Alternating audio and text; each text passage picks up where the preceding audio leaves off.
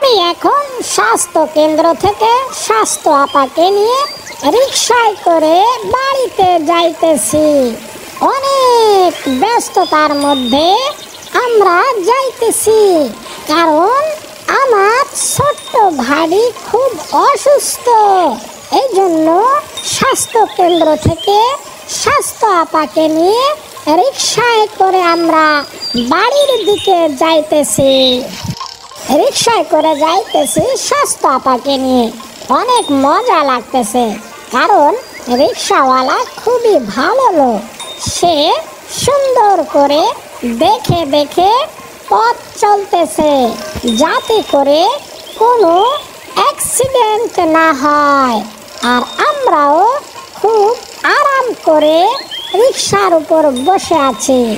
আর রিকশাওয়ালা ভাই সেও খুব যত্ন সহকারে আমাদেরকে আমাদের বাড়ির দিকে নিয়ে যাইতেছে। এই তো হুররে, আমরা আমাদের বাড়ির কাছে চলে এসেছি। ওই তো আমাদের গাভিনটা দেখা যায়। ওই তো আম্মু বসে আছে আমার ছোট্ট ভাইয়াকে নিয়ে। এই তো আমার আম্মু, আমি চলে এসেছি স্বাস্থ্য আপাকে নিয়ে। এই যে স্বাস্থ্য আপা, দেখেন আমার ছোট্ট ভাইয়ার কি হয়েছে।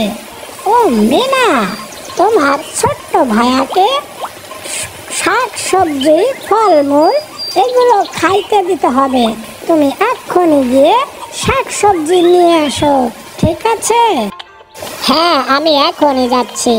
ওই তো আমাদের শাক সবজির বাগান দেখা যাচ্ছে।